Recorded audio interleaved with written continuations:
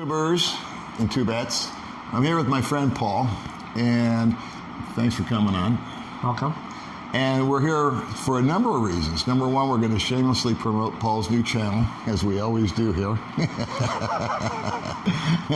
And Paul, if you can believe it, is what, 53? 53, yes. And it looks like he's about 35. So when girls ask, I usually say 36. And it's a really interesting story about Paul. Now, we kind of met through YouTube. I think you contacted me, you saw the channel, and we connected, and we went and had coffee one day, and we got along real good. He's got a beautiful girlfriend. She's in the other room talking with May. And yes, we are back on the old gray sofa with the chicken, and that's because of the lighting. So what we're going to do is probably rearrange our furniture here at the dog pound and set it up so you guys aren't looking at the gray sofa other than this. But when I met Paul, I was just shocked at his age, and he has been here for some time, and it's a really interesting story because of his age. He's 53. So most of the cats that I run into are my age or greater, and they're kind of retired, got an income stream and all this and that. And Paul's story, which he's going to touch on, is going to kind of give you a background as to why he's here, how he got here. But what I want you to keep in mind is we're going to plug his channel, and we'll put a link on here. So if you want to get the in-depth story behind this story, what I'm going to recommend is that you watch his channel, because it's going to say why you moved here, what happened, your monthly budget. So you've got all those detailed things. And if we talk about all that here right now, we're just being redundant, because what they can do is and they would tune into his channel, and you can get that in-depth information. But why don't you start off and just kind of tell the folks who you are, where you come from, and what initiated your move over here to the Philippines. So my name is Paul, same as his, and I moved here in November 2018 after a pretty tough year in the States. I changed jobs in January 2018, and because of the job change, there was lawsuits involving a non-compete and so on. I don't want to go too much into that, but the end of the lawsuit was I couldn't work before June 2019. So I decided to take a year off and go live in the Philippines. So I moved here actually with a friend of mine from Norway. And so that's when I came here, was November 2018. Okay. Now, you're American by birth, right? Actually, no. I'm kind of a mixed mutt. I got an Arabic father, a Norwegian mother, and I was born in England, so I'm British by birth. But I'm a naturalized U.S. citizen because I lived there over 20 years. Okay, all right. So that's I'm a mutt. You are a mixed bag. Yeah. And the industry that you were in, you made a better than average living. Yes, okay. It's oil and gas. I worked as an engineer. I'm an engineer by education, and I worked in oil and gas for over 20 years in the U.S. Okay, and again, not getting too much or too busy into your finances or anything like that, but you have a cushion, if you will. Yes. Safety net. I have that affords you the opportunity to come out for a year and not stress about money. Yes. And all that. Well, what I'm curious about is, so if I'm hearing you right, you're working, you're doing fine, you change jobs, there's a little commotion with that, you leave that job, and you're not allowed to go to work for another year because of a non-compete thing, which I've heard over and over and over again in different industries. Why did you pick the Philippines? I mean, why didn't you go to Italy, or why didn't you go to Vietnam or France, or my ex-wife Vegas? My ex-wife is Filipina.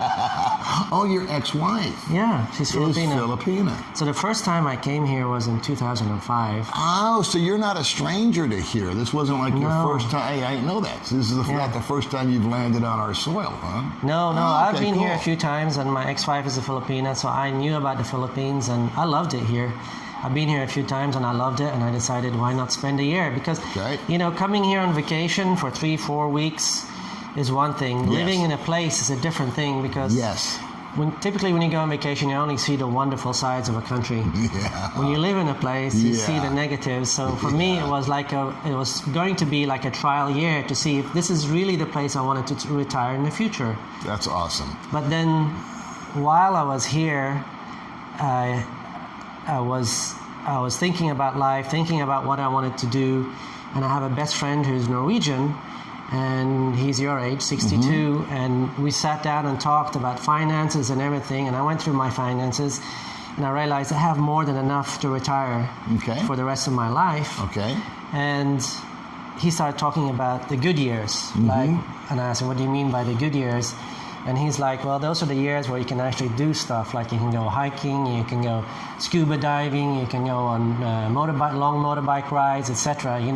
And he said, once you get to a certain age, your body starts falling apart, and there's not that much you can do. So really, this is the time to enjoy life, to enjoy your retirement. And I really thought about that, and I thought, he's got a point. So I sold my house in the U.S., went back to the U.S. in July of 2019.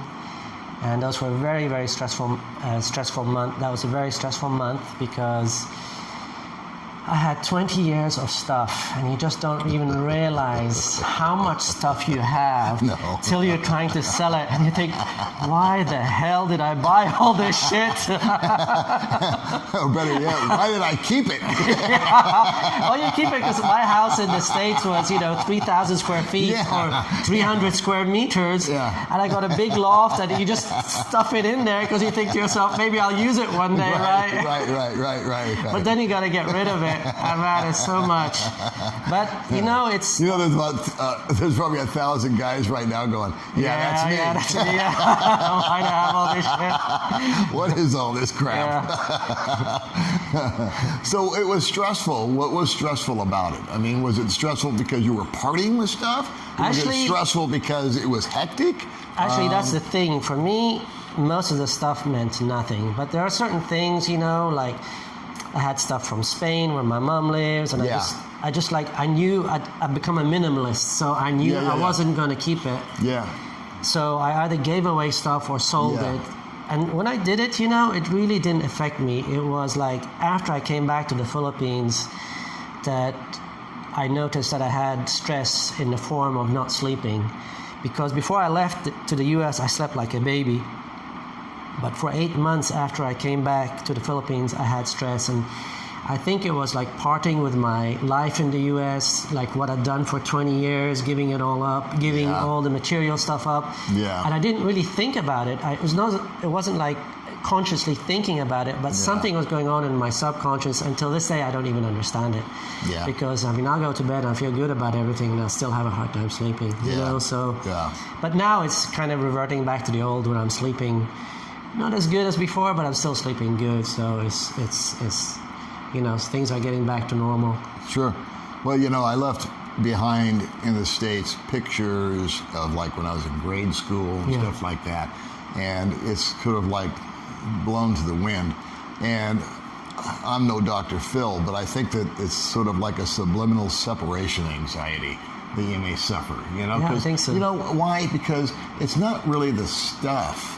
It's the effort that you put into acquiring it, and maybe the memory attached to it. Yeah, the memory associated with it, This doesn't really mean a whole lot as a cup. No. But if you had given it to me, and you and I were super close, and... you've had that cup at many parties, and, and you had many memories, and then giving it away, it's like... I got to let go of this cup, and my buddy Paul gave it to me, and I've toasted many of weddings and whatnot with it. Yeah. So that, I think, is what's happening. But again, we'll leave that for the professionals. Yeah, maybe I should go to a professional.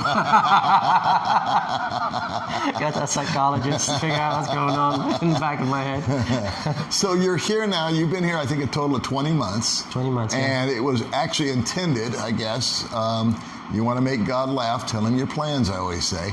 It had been intended for a 1-year thing. And it's extended out to 20 months. Because my non-compete was expiring June 2019.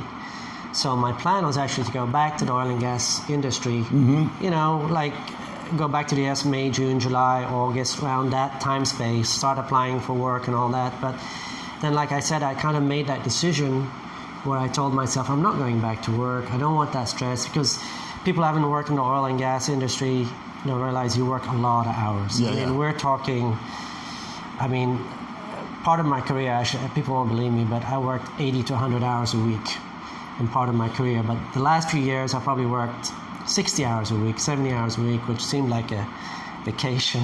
Yeah, do you address all that in detail on your YouTube channel? Yes, I talk about... Right now, while I'm thinking about it, what's the name of your channel? And we'll put a link on there in the description box. Paul's Asian Adventures. Paul's Asian Adventures. Paul's Asian Adventures. Now, I've watched your videos, and you do like a really, really good spreadsheet, like on your budget. Yeah, I did one just now with the last 11 months, the average cost, and also a detailed cost of my living expenses in June. Okay. Because it will vary from month to month, and I talk about the cost of living and the cost of life, which is two different things. Okay. Cost of living is basically the fundamentals, like your rent, your electricity, your food, your restaurants, your trips. But the cost of life, suddenly you're sick, and it costs you $5,000, right? Yeah. You might not be sick for 2-3 years, but then you have a cost of $10,000, and then you have to go somewhere because a friend is sick or a friend's funeral or something, and that's the cost. So people talk about their budget, it's less than $1,000, but that's really not true, because you always have the extra expenses. So in my channel, I say you got at least, and I really mean this, if you're going to live here, at least have $1,500 a month, because people talk about here, they live on $800, $900, but then you're existing. If you want to have a life, like go to restaurants, go on trips, you got to have $1,500. Yeah. In my opinion, and that's here in Duma. Obviously, that would differ if you live in Cebu or Manila, or if you live in the country somewhere far away then your rent might be $150 versus $300. Correct. Right? And just things get cheaper, but. To me, I find $1,500. That's a good budget. You have a good life on that here. Yeah, well, that's my budget, and I've done a number of budget videos. One of the videos it's funny how, because we don't know each other very well. This is like the second time we've met, but it's eerie almost how close some of our videos are. Because I did one which I'm sure you've not seen, but I said that your budget's going to depend on your personality. Yes, what kind of guy are you? Are you a gregarious guy that goes out all the time, or are you a guy that stays home and writes a book? That's going to affect your budget. Like I like to go out. I love coffee, and me and my girlfriend, we probably go have coffee at least 5 times a week. Well, that's why you and I, that's why we both are sitting at that 1,500 number. Yeah. The guys that are sitting at the 1,000 number are staying home and writing their novel, or they're just not that much out. They cook themselves. They're more introverted. They're not quite as adventurous. They're older. And one of the points that Paul makes is that, again, it's eerily similar, because I did a video saying why I retired at the age of 62. And one of my points in it was, it's not how long you live, but it's the quality of life that you have left. So in my case, I was thinking, at 62, I'm already starting to collapse. You need to start working out with me, buddy. Join me in the gym. He's got years. I've got like weeks. But it's true. I thought, you know what, man? With the lifestyle that I led, the stress I was under, all this and that's taken a toll on my body. So do I want to gut it out for 3 more years to get to the magical 65 so I can have $300 more a month coming in, and then not have anything to spend it on because I'm just too old to go anywhere? Yeah. Or do I want to come over here at 63 at 62 and start busting a move while I still can? And I think that's your philosophy, and that's what your friend told you. Yeah. And if I was your best friend, I would have told you the exact same thing. But because you're a young guy, you're kind of an anomaly. You're a young guy, but you got plenty of money in the bank, which is not everybody's case. Definition of plenty, I don't know. Yeah, he's done a good job. You know, that should be rewarded. Okay, so that's not a brag. That's just a fact. Okay, and we talk to all kinds of people here on the channel. So Paul's very unique in that. But you're also a little hesitant, I think, about being here without having something to do. Yeah, because like I said, I'm an engineer and I've worked in a professional environment, and I miss that. I miss having projects. I miss streamlining things. I miss the interaction with other people. So I've actually thought about going back to work, and now your viewers might think this guy is crazy. Why would you go back to work? My viewers are going to think this guy's honest, which is what we appreciate here. And what we're striving for. These guys don't want to hear some song and dance. They want, because you have to understand, Paul, that there's guys out there that are in your shoes. Yeah. You know what I mean? Yeah. And that's who we're talking to here. But so go ahead. I'm sorry. I think the way I've done it, and I've been here for almost a couple of years now, and I've seen the good things. I've also seen the bad things. I've noticed this stuff that I don't like in the Philippines, stuff that I love in the Philippines, stuff that I prefer in the U.S. I've also lived in Europe, and stuff I prefer in Europe. And I'm kind of contemplating actually going back to Europe and working there. Like I mentioned in the beginning, my mother's Norwegian. I speak Norwegian fluently. I'm thinking about maybe spending 1 or 2 or 3 years in Norway, taking my girlfriend with me. She's excited about that. And she's never seen snow like most Filipinos. She'll last 8 minutes. She thought snow and ice is the same. She said, snow and ice, aren't they the same? They both come from water now. There's different types of snow. Yeah, May wants to go because it's pretty. I'll give you about 8 minutes. And then you'll be back. You know what I told her? You'll be back try going in the freezer and stay there for a while, then you know what it is like. But anyway, what's cool about your situation, man, is that you're 53. You're here in the Philippines. You've kind of done the Philippines. You've been 20 months, and then plus you were here in 2005. So now you have the beautiful Filipina girlfriend who I've met, and she's lovely and sweet. And now you can grab her, and you guys can go to Norway and hang out for a couple of years. You can maybe go there and decide that after 6 months you don't dig it, and then you can try someplace else. You can go to Europe. We've actually come back to the Philippines. Yeah. It's not like you got a leash on you, So you've got that freedom factor that I think is very. But right now it's hard to, because once you leave the Philippines, you're not getting back for at least 6 months, you reckon? True. So we thought about actually Malaysia. A good friend of mine is, but he's moving to Malaysia as soon as things open up again. And we thought about Malaysia as well. I've had a couple of friends who have lived there, and I've heard a lot of good stuff about Malaysia.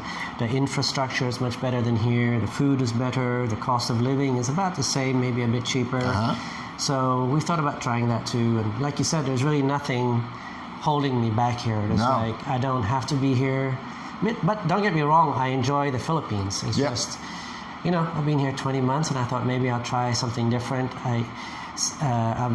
I've known people to go to Vietnam for a year, and they really enjoyed that. Yeah. You've been to Vietnam, right? Yes, I have. So you enjoyed that? I did, but I wanted to come back. Yeah. See, here's my little spin on it, is that, and you're in a better position than me just financially, but again, I can still do it. I managed to bug out of here. Well, the COVID thing has put a monkey wrench in all this, but let's just forget COVID for a while. Let's just say in 6 months it's over with. Okay? Yeah, they say they have a vaccine and everything's good. Eventually we're going to get back to normal. So let's fast forward to post-COVID time. Now, me and baby May, we can bounce into Singapore, we can bounce into Vietnam, we can bounce into Thailand, because you can get these little flights that are cheap and go around. And even on our budget, we can squirrel away some money and do that once a year. I mean, it's not like we're going to be, island hopping every 3 months or globe trotting, but there's those dynamics that are going to open up. And for you, they're going to open up even further. And I was going to go somewhere one time. In fact, I was thinking about going to Apple Island. This was a long time ago. And I was all twisted because I couldn't get to Apple Island. And the person that I was with looked at me and said, Paul, Apple Island will be there tomorrow. Yes, and it just rang true with me, you know? And when I talk to you about your situation and maybe you're kind of in flux right now, the Philippines will always be here, Paul. Yeah. You know, you can go to Norway, and if you like it, great. If you start to work again, cool. If you don't, you don't. You know, you've unloaded all the baggage. You know, you're pretty much scot-free. Yeah. And just a few things to sell. Things are always, you can always get more stuff. Yeah. Stuff will always be there. But experience, though. You gotta go and get life it. experience is, the advice your friend gave you, if I gave advice, which I don't, but I will repeat the advice his friend gave him. Get it while you can is kind of the bottom line on this whole thing. Now, we're going to wrap it up in a minute because I have a very short attention span.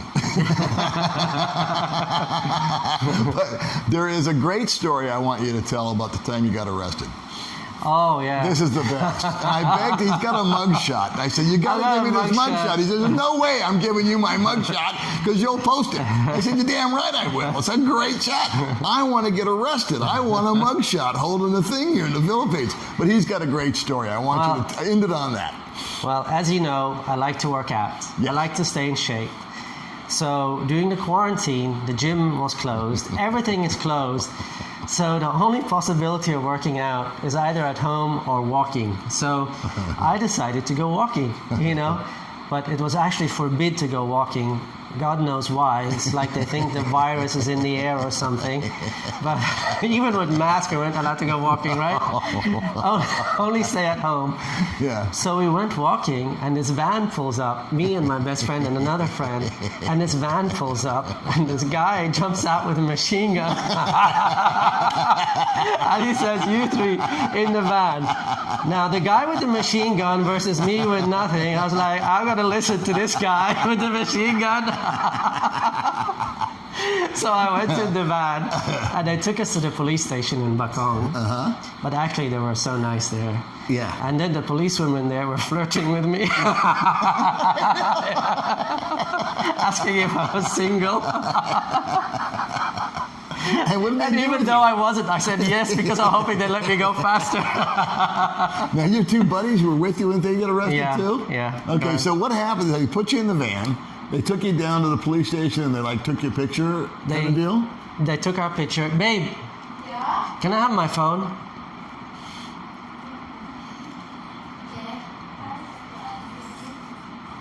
So they took the picture, and then they put us in a tennis court. Tennis court? Yeah. Okay. And we had to stay in that tennis court for about 4 hours. 4 or 5 hours, yeah. And you were just detained? Huh? You were Detained, just yeah. So they didn't put you in jail? No. Okay, because the Philippine jails out here, from what I understand, thank God, I've never seen the inside of one. I saw the jail. There were some Filipinos in the jail, yeah. Are they all just standing there like No, they were bunched together? sitting. No. That was a small jail. Yeah. That wasn't the big prison. Yeah. Okay. So you got I'll a find the picture. All right. Well, we're going to get online here. Check it out. See. When was that, babe? What day? What? Do you remember? I have it here. You have it there? You can pull it up there? So you were walking around for 4 hours, and then they let you go at like 5 o'clock. They actually Now, do you want to tell them the motivation behind letting you go early? Yeah. Because you told me. So I think we were arrested at 2 or. Oh wait, here we go. Here we go. So that's me in my orange. Is it showing there? Yeah. So where is it? Where's the camera on this side? Yeah. So you see it there. There you go. Maybe not so clear, but anyway. I'm dying to get a picture like that. So yeah, I think we were arrested around 2 or 3 o'clock maybe, and then we were supposed to sit in to 11 o'clock. They were going to let us go at 11, and I think it's Filipino law or something. They have to feed us. So before they put us in the tennis court cage, whatever, I saw them making a whole bunch of food. They bought a whole bunch of meat that they were cooking for I guess for the prisoners. Right. And then they let us go about 8 or 9 o'clock because I guess they wanted the food for themselves. So they just let us go. Even this one guy, God, I was so respectful to them, and so were my friends. We were really respectful, because that's the way you have to act in the Philippines. You have to be respectful. Absolutely. And people will be respectful back. Smile at people no matter what. Don't go into these one of irate and start screaming and shouting. That's the worst thing you can do. But there was this one guy, he was in the van when they pulled up and got us in. I think there was three other foreigners in there. And you can tell he'd been drinking, you know. And you remember you weren't allowed to drink in the quarantine also, remember that? Right. And then he threw a fit, and they were going to take a picture of him with the orange and the name tag. He refused, and he threw it on the floor, and he was shouting and screaming. And I thought to myself, if this had been in the U.S., man, they would have put you on the floor, put you in handcuffs, and beat the shit out of you. Yeah, there'd have been a knee in your back. They just looked at him like dumbfounded and just didn't do anything. Really? And I was so surprised. Wow. And they let him go the same time as us. I thought, why did they let him? That's when I figured they let him go because I don't want to give him food. So yeah. Well, that's an awesome story. Yeah. One last thing. Let's plug your channel one more time, and like I said, we'll put the link. But what's the name of your channel? Paul's Asian Adventure. And the gist of your channel is what? It's basically I started the channel the same way as you did. It's just for myself and friends to cover what I was doing. When I go on trips, I like to film, so I have something to remember it by in the future. But then I started doing more things. I started doing budgets. I'm going to start doing more about dating, and I'm going to start because I realize there's a need for that. And also, if there's some people have emailed me, and I help them out in any way I can. Sure. So I try to help people understand what it is like living here and what you got to watch out for. And one of the things that people get caught up in here, as you probably know, is the scams. A lot of people, not a lot, but some people lose big sums of money here. So I try to warn people about the scams here and what not to do. So, but that seems to go through one year and come out the other year because they still do it. Yeah. So one last word for everybody out there. Is there anything you'd like to say or promote or just share with the audience out there? Just Paul's Asian channels. I do trips on my motorbike. I got a Ninja 650, so I travel. Well, not so much lately because of the corona. I go a lot of nature filming, and now I've started doing like how-to stuff on my channel. All right. So that's Paul's Asian Adventure. And otherwise, I would say, if you have the opportunity and you have about $1,500 in retirement, I would say come here, enjoy life here. But also there's other opportunities. You can go to Malaysia, you can go to Vietnam. There's many places, and Asia in general is much more friendly, much more social than the US. You know, even when I went back to the US, I was meeting up with friends just for 1 month. I felt lonely there. Like when you walk the streets in the US, even your own neighborhood is completely empty. When you walk the streets here, there's people everywhere. They're grilling food. They're saying hi. Like I can go to a coffee shop and not know anybody, and I don't feel lonely. I go to a coffee shop in the US and I don't know anybody, I feel lonely. It's just something about the dynamic here. You don't feel lonely here. You just It's really a good life. Now there are some minuses, and I cover that on my channel. There are some negatives here. Not everything is wonderful. This is not paradise. I mean, it is paradise in a way, but it's not. I rated 8 out of 10 on my channel, not 10 out of 10, because there are some negatives. Good for you. And you got to be careful about those, and you got to be aware of it. But you know, that's just life. I don't think there's any perfect country in the world. That dynamic that you're explaining in America, I always related it to. I felt like I was invisible. Yeah, there was a point in time where I would walk down the street and no one would look at me, no one would smile at me. It was not like anybody was walking by and hitting me, but it was worse. Yeah. I was invisible. I was just one of those guys in line. I didn't matter. And here I found that people are much more engaging and much more involved, and they're just quicker to smile. They're quicker to stop and spend some time with you. They're actually interested. Yeah. And it's not just because we're foreigners. It's just because that's the nature of the Filipino society. Yeah. So, you know, when I've traveled outside the country, I've gone to Indonesia, I've gone to Vietnam, I saw better infrastructure, I had better internet, I had better food, but I didn't have that warmth and that compassion and that connection that I have here. And that's what I really desire. But it is what it is. It's like this. If you're in a coffee shop in the US alone and you try to speak to somebody, they might say a few words to be polite. Yeah. But here, they'll actually start talking to you and be very interested in talking to you. And you might end up being really good friends, and he or she might invite you to dinner or to meet the family or something like that. That happens all the time. Like, we were on a trip, and like, people are really poor and almost have nothing. They'll invite you in for dinner and some coffee, and they live in a bamboo shack with almost no food and barely any money. And you know, you try to give them money and they won't accept the money. I mean, it's really, and of course the women here are wonderful. I mean, the women here, not only the way they look but their attitude is so different than the Western women. I mean, they're so kind, they're so loving. You know, you can go talk to any woman, even if she's not interested in you. And that's the thing I find fascinating here. I mean, I've talked to women who are not interested in me before I met my girlfriend, you know, but they're so nice to you, you know, but they'll put you down in a nice way. Not put you down, but say no in a nice way. They say, well, I've got a boyfriend, or my boyfriend's calling or something. But in the U.S., you try to talk to somebody, and they'll just give you like an attitude, or, you know, look at you like you're some creep or something. You know, it's just weird. Like the way it is in the West now, and especially in the U.S., I haven't lived in Europe in 20 years, but especially in the U.S., I just find it a very strange dynamic. Like, you're not supposed to talk to anybody, you're not supposed to talk to women. If you talk to a woman without her inviting you to talk to her, now it's harassment. It's just a weird environment, and The one thing I have never experienced in the Philippines is rejection. And I experienced it all the time in America. What do you mean by rejection? Rejection. Talk to somebody in America, and the woman will look at you like you're crazy. Yeah. Completely it's agree. like, you talking to me? Yeah. You know? I'm too good for you. Yeah. You know, my shit doesn't stink. Are you kidding? You know, it's like, all I wanted to know if you knew where the mini mart was. It's not a proposal. It's just, sorry. But here, I've never been rejected. In other words, I've chatted with people. I've asked directions. I've approached a group of women, not to pick up on them, but just maybe to get some information or whatever. And they've always been very accommodating. They've always been very nice. They've always been very polite and very pleasant. Where if I was to approach that same age group in America, they would be giving me this, what's this dirty old man want from us? You know, kind of attitude thing. It's weird. Well, anyway, this is Paul. He's Paul's Asian Adventure. Paul's Asian Adventure. He is a traveler.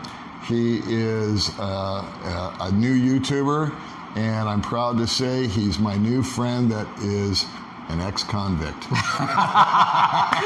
better be careful with me, buddy. So don't screw with Paul. We'll see you guys next time. Thanks for that. All right.